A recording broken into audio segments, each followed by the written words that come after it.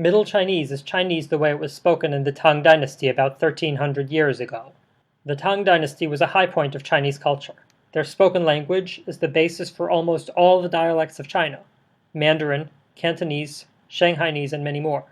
It also gave a whole bunch of vocabulary to Japanese, Korean, and Vietnamese, and of course it's the language of all the best Chinese poetry. Now if you want to know about the old Chinese language, we have lots of literature from back then.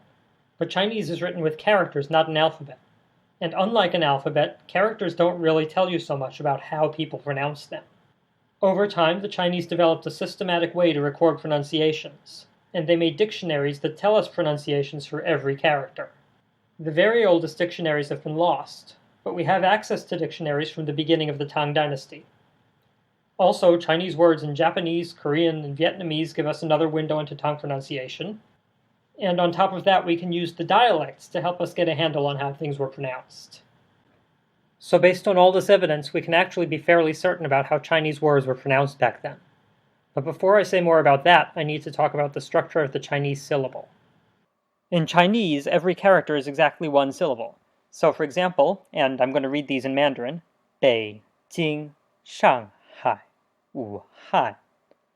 A typical syllable has one consonant, then some vowels, and maybe another consonant. By the way, SH counts as just one consonant because it's just one sound, even though we spell it as two letters. And the same goes for NG.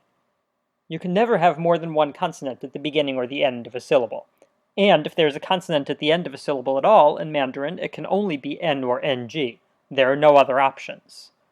This is very different from languages like English, where you can have multiple consonants at the beginning of a syllable, or at the end, and of course almost all the consonant sounds in English can go either at the beginning or at the end.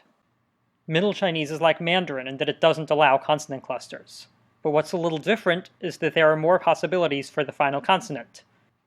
A syllable can end with an M, an N, NG, P, T, or K. By the way, some southern dialects like Cantonese still have all 6 of these final consonants. Every Chinese syllable also has a tone, which we write with a mark over the vowel. The tones tell you whether the pitch of the word is high or low, or rising or falling. Tones can be scary because it's hard to hear them if you don't speak Chinese. But don't worry, I'm going to write down all the tones, so you don't have to hear them. I'll either put marks over the vowels, or I'll use numbers for the tones. Mandarin has 4 tones. Middle Chinese also had 4 tones. Some dialects have more, so for example Cantonese has 9. Traditionally, Chinese linguists didn't talk about vowels and consonants. Instead, they have initials and finals. Basically, the initial is the first consonant of the syllable, and the final is everything else. So for example, let's take a look at 4 Chinese syllables. The initials are B, J, SH, and H. The finals are EI, ING, ANG, and AI. Now if we look at something like this ANG today, we think of it as being made up of the A sound plus the NG sound, but the old linguists just looked at it as a unit. So we're going to break Middle Chinese down into 3 parts: the initials, the finals, and the tones. If you study the old dictionaries, you can get a list of all the initials and finals with their traditional Chinese names, and then you can look up any word and find out which initial, final, and tone it has. So for example, this word, and I'm going to pronounce everything in Mandarin here, this word is jing. In Middle Chinese, it has the initial called jian, and the final called geng, and the tone is what they call the ping tone. Now you see the problem. The old books can't tell us what these actually sounded like, but we have other information. We compare modern dialects in Japanese, Korean, and Vietnamese. This is what linguists call the comparative method. I don't have time to get into the details here, maybe I'll do another video, but the upshot is that the word was pronounced something like gang. There's a little bit of uncertainty here. It could have been something like gyang or gyang or gyung or gyang or something like that.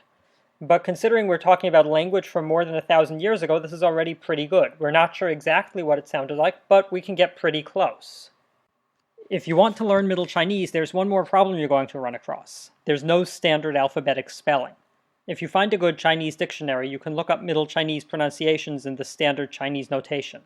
It uses Chinese names for all the initials, finals, and tones, and it's up to you to know how to pronounce it. If you find a source in English, it will probably have Middle Chinese spelled out according to some romanization, some combination of familiar Roman letters and phonetic symbols. But here's where you have to be really careful. Those spellings aren't standardized at all.